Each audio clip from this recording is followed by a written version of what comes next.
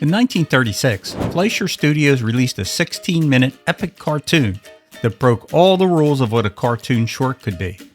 This short was a technical showcase, an Academy Award contender, and one of the most influential pieces of animation ever made. And if that's not enough, it featured one of the most popular cartoon characters of the 20th century. And no, it wasn't a mouse. Let's get into it. Fantasy, sci-fi, nostalgia, reruns of it.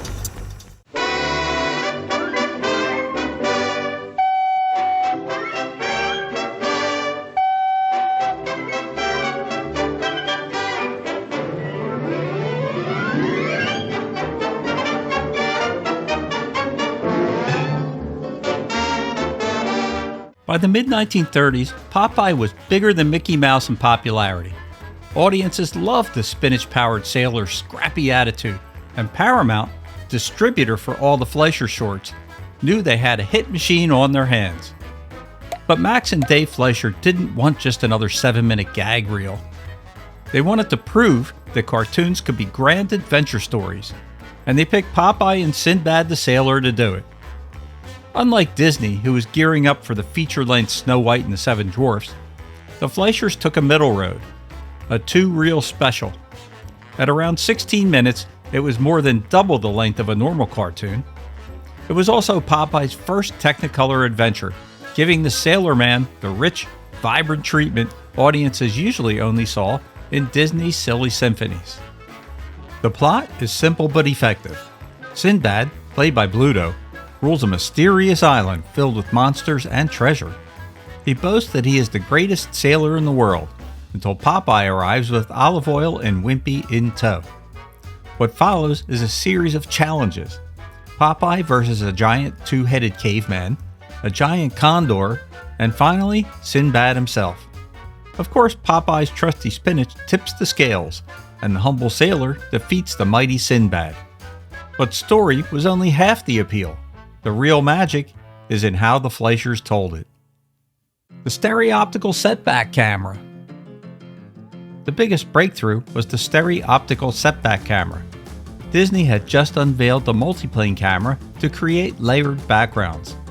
The Fleischers went one step further. They built miniature 3D sets, literal modeled landscapes, and placed animation cells in front of them. Then they moved the camera through the models, making characters walk in and out of real depth. When Popeye trudges up a mountain or faces Sinbad on a cliff, you're seeing hand-drawn figures layered over a physical model. The effect still feels immersive, almost 90 years later. Animation historians often call Sinbad the best showcase of the setback camera. It gave Fleischer cartoons a gritty, dimensional quality Disney's slick surfaces couldn't match. The short was nominated for an Academy Award in 1936, though it lost to Disney's The Country Cousin. Decades later, the Library of Congress added it to the National Film Registry in 2004, recognizing it as culturally, historically, and aesthetically significant. That honor places it alongside the most important American films of all time. At 16 minutes, Sinbad was sometimes billed in theaters almost like a short subject film of its own, rare for animation.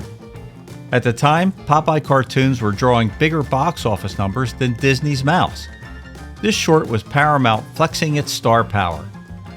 The island's creatures, giant condors, dragons, and lions, directly inspired fantasy filmmakers.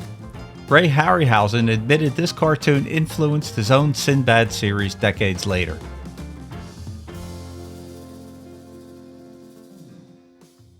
First full-color Popeye.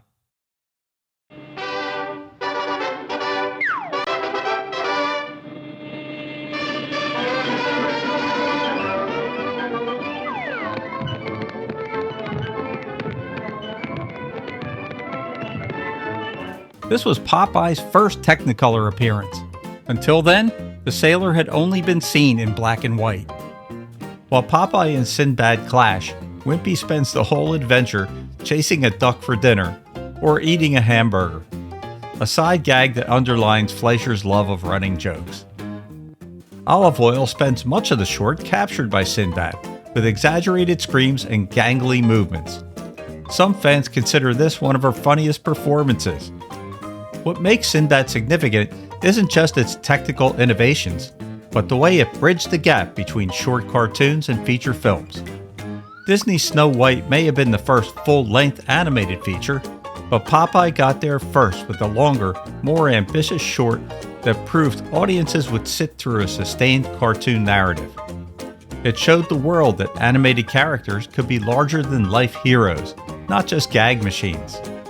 The short's visual style, dark, moody, and full of looming monsters, also helped set Fleischer apart from Disney's clean, storybook aesthetic. Sinbad feels tougher, more urban, more in line with the pulp adventure stories that were dominating magazines in the 1930s. Today, Popeye the Sailor meets Sinbad the Sailor is probably Popeye's greatest screen appearance. It's routinely ranked among the top animated shorts of all time. Its place in the National Film Registry cements it as a cornerstone of American animation history. On a personal level, it's just great fun to watch. From Popeye's gravelly muttering, to Bluto's booming songs, from Olive Oil's shrieks, to Wimpy's slapstick comedy. Every character is firing on all cylinders. The fact that it still looks great in HD restorations is proof of the craftsmanship behind it.